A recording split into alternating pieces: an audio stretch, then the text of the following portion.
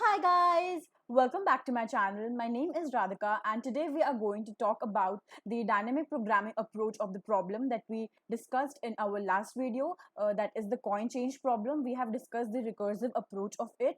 If you haven't watched that video, you should first go see that and then come to this video. I will link that in my description box below or somewhere here. So let's get started with today's video.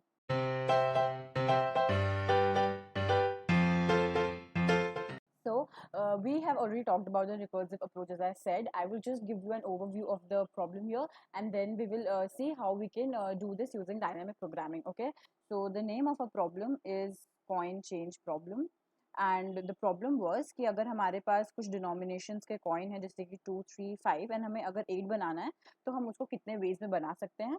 तो हमारे पास हमने ये देखा था कि we can do it in 3 ways. या तो हम 4 2 रुपीज़ के कॉइन लें, या तो हम 2 3 रुपीज़ के कॉइन और एक 2 रुपीज़ का कॉइन लें, या तो हम एक 5 रुपीज़ या तो एक 3 रुपीज़ का कॉइन लें.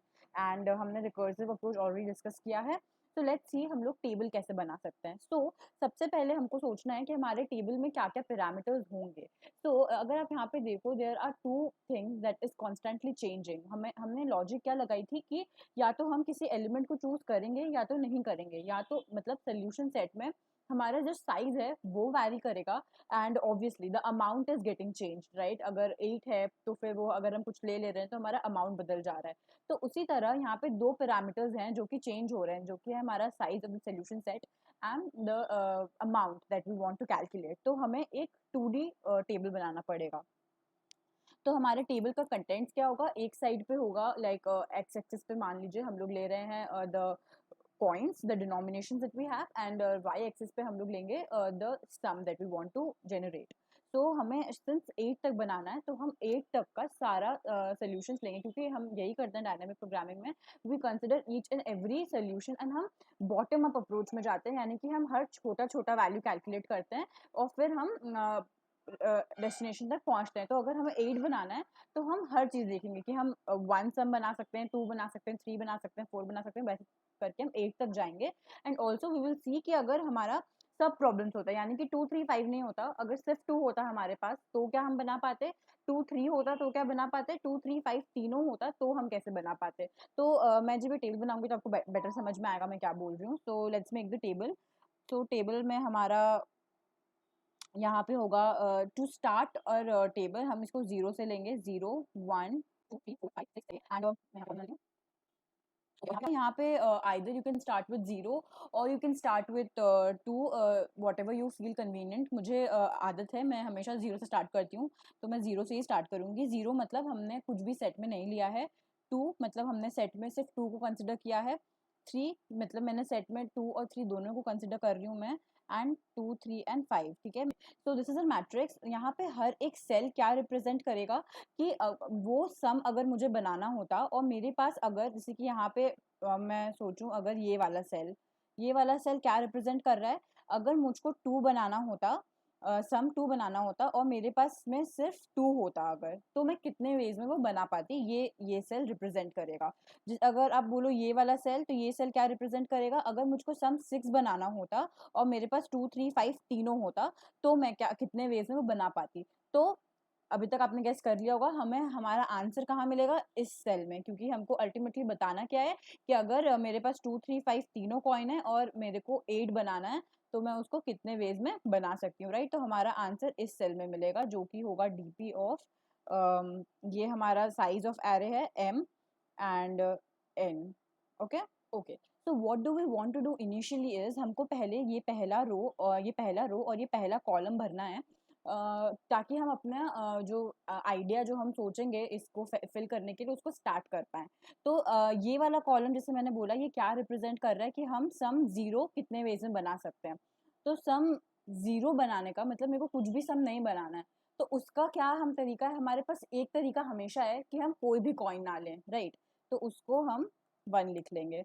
ये 1 क्या है, we are not taking any coin. आपको बोला जाए आपको कुछ भी सम नहीं बनाना है तो मैं कोई भी कॉइन नहीं लूंगी, राइट.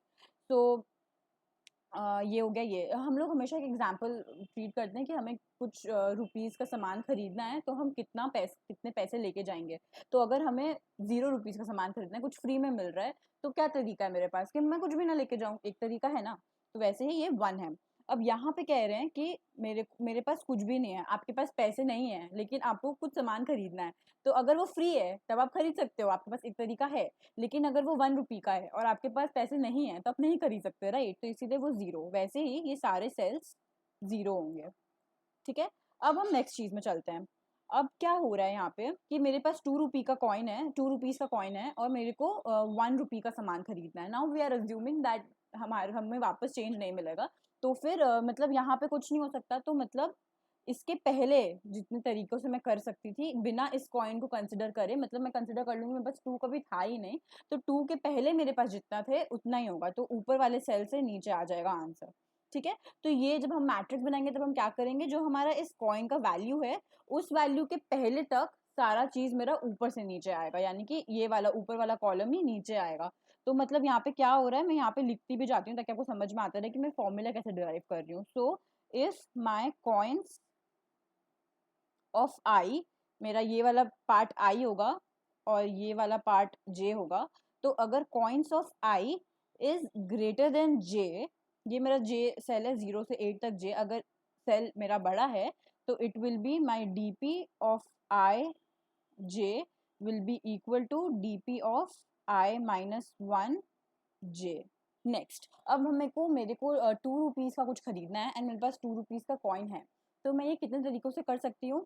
अभी आप डायरेक्टली सोच के बता रहे हो कि 1, लेकिन अगर आप इस टेबल के हिसाब से सोचो तो मेरे पास कितने तरीके हैं।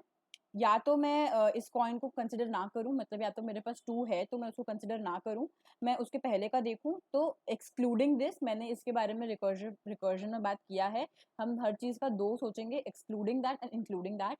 तो अगर हम इसको एक्सक्लूड कर रहे हैं तो मतलब यहाँ पे इस इतने जो तरीके हैं वही है मेरे पास, तो 2 को बिना इंक्लूड के कोई भी तरीका नहीं है, तो वी विल से 0 प्लस। अगर मैं इसको इंक्लूड करती हूँ तो मतलब अगर मेरे पास अभी ये 2 ही है, तो अगर मैं 2 का कॉइन ले लूँ तो फिर बचा हुआ अमाउंट क्या होगा? 0।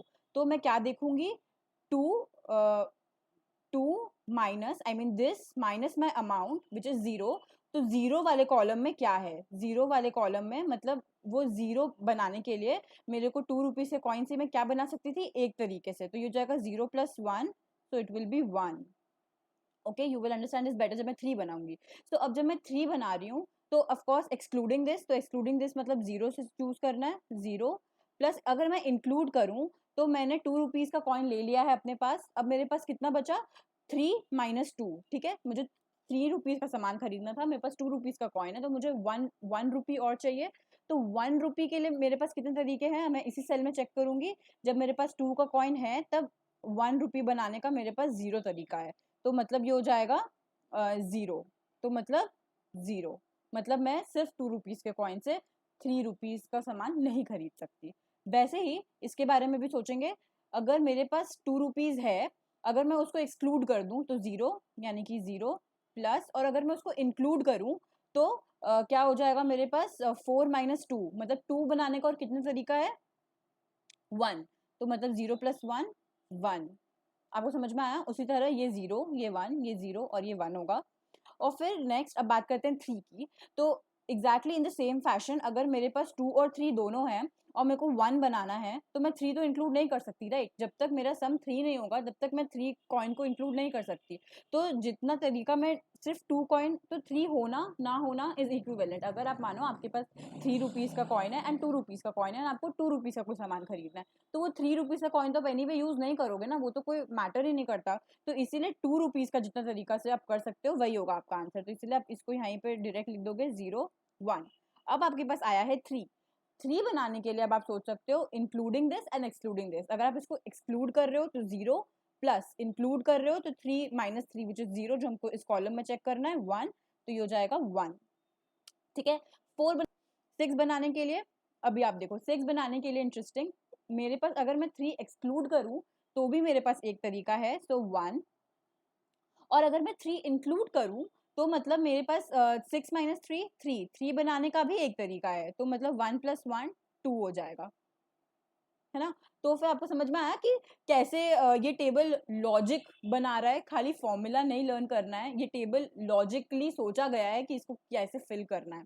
Same is the case with 7। 0 plus 3 minus 7 4, जिसका बनाने का एक तरीका है, तो 1।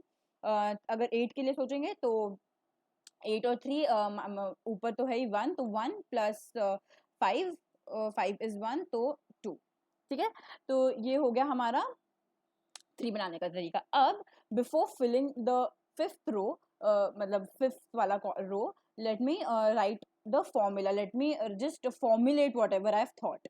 तो हमने क्या सोचा है कि अगर एक तो एक्सक्लूडिंग एक तो इंक्लूडिंग, तो DP of course this will be जब मेरा कॉइन्स इज लेस देन, मतलब मेरा जब जे बड़ा होगा, जब मेरा जे बड़ा होगा तब मेरा डीपी ऑफ आई जे क्या होगा, it will B DP of I minus 1 J plus. और अब मेरे को अगर उसको इंक्लूड करना है तो मेरे को कहाँ चेक करना होगा, मेरा रो तो वही रहेगा। अगर मेरे को 2 के लिए चेक करना है, जैसे यहाँ सब में जो कर रही थी मैं, रो तो उसी में चेक करेंगे हम, क्योंकि मेरे को उतना ही है मेरे पास, तो आई। और कॉलम कौन सा चेक करेंगे, कॉइन्स, मेरा हमेशा जे बड़ा होगा, तो इसीलिए जे माइनस कॉइन्स ऑफ आई। ठीक है, यही कर रहे थे हम तब से, इतने देर से हमने यही करा है कि अगर हमारे पास अगर हम उसको इंक्लूड कर रहे हैं तो हम उसको इसको इससे माइनस कर रहे हैं, like we are subtracting the J column का नंबर विद द कॉइन्स का वैल्यू, एंड उसके कॉरेस्पॉन्डिंग सेल में हम चेक कर रहे हैं कि उसको कितने बनाने का तरीका है, इन दोनों को हम ऐड कर दे रहे हैं। ठीक है, अब इस फॉर्मूला के थ्रू इसको भरने की कोशिश करते हैं। फिर 8 अगर सोचे तो ऊपर 2 है, 2 प्लस 8 माइनस 5 विच इज 3, तो हम इसको थर्ड सेल में चेक करेंगे 5 का, जो कि है 1, तो मतलब 2 प्लस 1 3। ठीक है, and finally we will return this value. ठीक है, DP of M n, we will return this. Now let's just go ahead and code this. So this is the question, हमने कल ये वाला कोड सॉल्व किया था रिकर्जन से। मैं एक बार फिर आपको रन करके दिखा दूं, मेरा टाइम लिमिट एक्सीड हो रहा था, सिर्फ 17 टेस्ट केसेस पास हो रहे थे मेरे। तो अब let's just go ahead and do it using dynamic programming, जो जैसे हमने टेबल बना के अभी करना सीखा। ओके, तो first of all what we will do is we will make that DB table. उसके लिए हमें ये m चाहिए, जो कि होगा मेरा कॉइन्स का साइज, तो उसको एक वेरिएबल में रख लेते हैं। हाँ, हम बनाएंगे DP. Now as you can remember कि हमने एक्स्ट्रा फील्ड लिया था, हमने 0 से स्टार्ट किया था, तो इसलिए हमें m+1 चाहिए। अगर हमारा कॉइन्स का साइज 3 है तो हम m+1 एरे बनाएंगे। उसी तरह अमाउंट के लिए भी हम एक एक्स्ट्रा फील्ड रखेंगे, क्योंकि हमने 0 ऐड किया था, right. Now what we will do is we will make the first column of a table 0, जैसा हमने करा था, जैसा हमने लॉजिक सोचा और ऐसे किया, is equal to m i plus plus, हमें क्या करना है, DP of I and the column should be 0, हमें इसको 1 बना देना है। एंड हमें यहाँ क्या करना है, हमें पहले रो को 0 बना देना है, राइट। यही हमने करा था, तो यही हम कर रहे हैं यहाँ पे कोड में। एक बार आप लॉजिक सोच लो गाइस, तो कोड लिखना ज़्यादा डिफिकल्ट नहीं होता, लॉजिक सोचना इज अ डिफिकल्ट पार्ट। अब वो कर लो तो इट्स वेरी इजी। तो फिर ये हमने कर लिया। अब हम मेन अपना फॉर लूप लिखेंगे टेबल भरने के लिए। तो हम 1 से स्टार्ट करेंगे, क्योंकि हमने जीरो कॉलम और 0th रो को ऑलरेडी भर दिया है।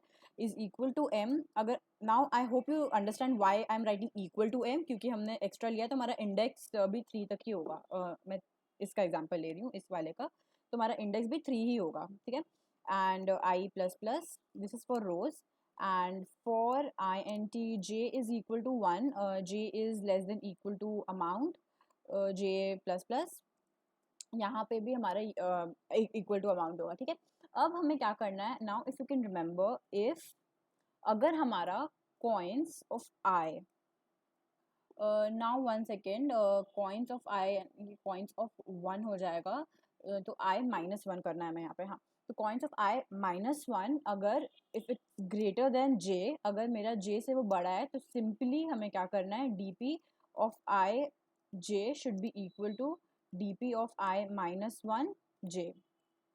ठीक है, एल्स हमें हमें जो भी करना है वो हम करेंगे। तो एल्स क्या है, डीपी, अच्छा हम मैं अलग अलग लिख रही हूँ ताकि थोड़ा इजी रहे समझने में। इंक्लूडिंग, मतलब अगर हम जो पर्टिकुलर कॉइन है, जिस कॉइन पे हम अभी हैं, अगर हमें वो इंक्लूड करना है, तो हमें क्या करना है कि हमें डीपी ऑफ कॉलम, तो रो तो वही है, कॉलम क्या हो जाएगा, J minus coins of I -1, right right, ये हो गया। And I N T excluding अगर उसको एक्सक्लूड कर रहे हैं हम लोग तो simply D P of I-1 j, मतलब सिंपली ऊपर वाले कॉलम से जो भी है वो हम ले लेंगे, ऊपर वाले रो से, ठीक है, सिंपली वो ले लिया। And D P of I j मेरा क्या हो जाएगा, it will be equal to including plus excluding, sorry for my spelling, okay. Finally हमको रिटर्न क्या करना है, dp of m and n, ठीक है, हमें ये रिटर्न करना है, लास्ट वाला सेल हमारा m और n हमें रिटर्न करना है। तो एक बार देख लेते हैं, okay looks good, let's just run this code and see. Okay जैसे okay okay, why did I write n, it's amount right, आदत है ना वैसे mn लिखने की, तो mn लिख दिया मैंने, या okay. So now you can सी, मैं एज केसेस हमेशा ध्यान रखना है, मैं यहाँ भूल गई ऐड करना कि अगर मेरा कॉइन्स में कुछ भी नहीं है, मतलब अगर मेरा m इज बेसिकली नल, मेरा m में कुछ भी नहीं है, सो यहीं पे वो बेस केस डाल देते हैं, if m is equal to 0 तो वी सिंपली रिटर्न 1, ठीक है, एक तरीका होगा अगर मेरे पास कुछ भी नहीं है। ओके अगर m is equal to 0 and amount is equal to 0, अगर तभी रिटर्न 1, अगर if m is equal to 0 then return 0, करके देखते हैं। Okay so now you can see मेरा प्रोग्राम रन हो गया। पिछले वीडियो में जो हमारा टाइम लिमिट एक्सीडेड आ रहा था वो अब मेरा एक्सेप्ट हो चुका है। आई hope you enjoyed this video, and जो मेरा मोटिव था कि मैं आपको समझा पाऊँ कि फॉर्मूला कैसे आया एंड हमने टेबल कैसे फिल किया, क्या सोच के फिल किया, वो पूरा हुआ हो, आपको समझ में आया हो कि हमने फॉर्मूला कैसे डिराइव किया, एंड अब आप उसको लर्न करने की ज़रूरत ना पड़े। Let me know in the comments down below, and also if you like my videos then please subscribe to my channel and like my videos, share it with your friends. I will be back with another problem very soon. Till then, bye bye, happy coding.